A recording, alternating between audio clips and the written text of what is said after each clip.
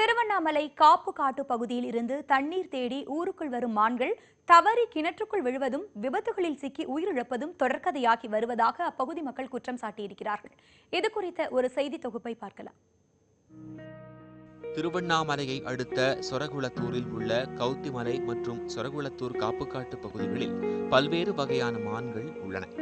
இந்த பகுதியினை சுற்றி ஈச்சங்குப்பம், காமராஜர் நகர், குளத்தூர் உள்ளிட்ட 10க்கும் மேற்பட்ட கிராமங்கள் உள்ளன. காடுகளில் மான்களுக்கு போதிய தண்ணீர் கிடைக்காததால் தண்ணீர் தேடி வெளியில் வரும் மான்கள் விபத்துகளில் சிக்கி உயிரிழக்கும் நிலை ஏற்படுகிறது. கிணத்துல விழுந்துட்டு பயிருங்களை அழிக்குது, தவறி விழுந்து போது அதை எடுக்கிறதுக்கு யாரும் வரமாட்டாங்க, கூட டாக்டர் வரமாட்டாங்க. இப்போ வெளியே எடுத்து போட்டதே ஒரு மானை எடுத்து போய் காட்டில் விட்டுருந்தா உள்ள கொண்டு போய் விட்டுருந்தா அது போய்ச்சின்னு இருக்கும், இல்லை ஹாஸ்பிட்டலுக்கு கூட்டு போய் அது போய்ச்சின்னு இருக்கும். அது இங்கே விட்டதால் என்ன ஆயிடுச்சுன்னா இருக்கிற நாய்ங்க 4 நாய் கடிச்சு அது ஒரு மான் வீணா செத்து போச்சு.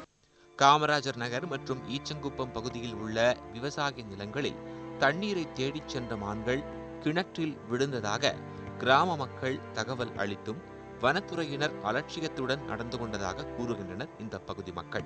காயமடைந்த மான்களுக்கு முதலுதவி சிகிச்சை அளிப்பதில்லை எனவும், இறந்த மான்களை எடுத்துச் செல்ல விவசாய நிலத்தின் உரிமையாளர் செலவுக்கு பணம் தர வேண்டி இருக்கிறது எனவும் விவசாயிகள் வேதனை தெரிவிக்கின்றனர். 10 மான் கிணத்துல விழுந்து போச்சு, 9 மான் அங்கே விழுந்துச்சு, 1 மான் விழுந்துருக்குது. இது சொல்லியிருந்தோம், நாங்கள் காலைல 5:30 அவருக்கு ஃபோன் பண்ணிட்டோம். ஆனால் 8 மணிக்கு தான் ஃபாரஸ்ட் வந்தாங்க. அவங்க சும்மா தான் எதுவுமே எடுத்துகிட்டு வரல, ஒரு தொடப்புக்கு கூட எடுத்துகிட்டு வரல. அப்படியே பைக்கில் அவங்க பாட்டில் வந்தாங்க. வந்துட்டு எங்களை பார்த்து யார் பயிரங்கட்டீங்க, கயிறு எத்தாங்க பண்ணுறாங்க. கயிறு இல்லை சார், கிணத்துக்காரே வேண்டாவன் இப்போ கயிறு எத்தாந்தரா அப்படின்றாங்க. கயிறு எத்தாந்து கொடுத்த உடனே தூக்கிட்டு அதுக்கு பிட்டு கயிறுலாம் போட்டு தூக்கி எல்லாத்தையும் வெளியே விட்டுட்டோம். நாங்கள் தான் விட்டோம். விட்டுட்டு பார்த்தா ஒரு மானுக்கு ஒரு சைடில் கொம்பு அப்படியே சுத்தமாக வெட்டி இருக்குது. ஒரு மானுக்கு எலும்பு உடஞ்சி போயிருக்குது. அந்த மானை நாங்கள் தான் எதுவுமே காட்டில் விட்டோம். ஆனால் அவங்கள கேட்டோம், சார் என்ன சார் டாக்டர் இட்டுன்னு போகலாமா அப்படின்னதுக்கு அவங்க ஒரே வார்த்தை சொல்கிறாங்க, என்னப்பா உனக்கு ஏமாத்தலாம், காசு எவன்டா கிணத்துக்காரன், அவனுக்கு காசு தரீங்களா, நாங்கள் ஊசி போடுறோம் அப்படின்றாங்க. உன் மான் எங்கள் கிணத்துல வீந்து போகுது, நீ காசு கேட்குற. அதே என் மாடு அங்கே காட்டில் போய் மேய்ஞ்சா காசு கேட்குற, எங்கள் ஆடு அங்கே காட்டுக்கு வந்தால் காசு கேட்குற, நாங்கள் இப்போ சாப்பாடு சமையல் செய்யறதுக்கு போய் வெறும் பொறுக்குன்னா காசு கேட்குற. அதேமாரி நீ என்ன பண்ணணும், ஒழுங்கா உன் மானை நீ கட்டுப்படுத்திக்கோ. எங்க நிலத்துல வராத அளவுக்கு நீ போர் போட்டு ஒரு தண்ணி தொட்டி கட்டி உன் மானை நீ பராமரிப்பானா என் இடத்துக்கு ஏன் வருது?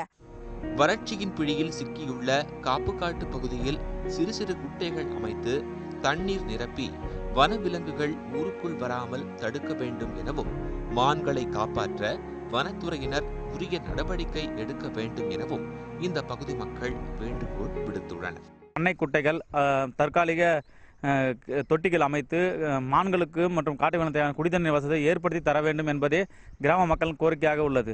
சதீஷ், திருவண்ணாமலை, நியூஸ் 18 தமிழ்நாடு.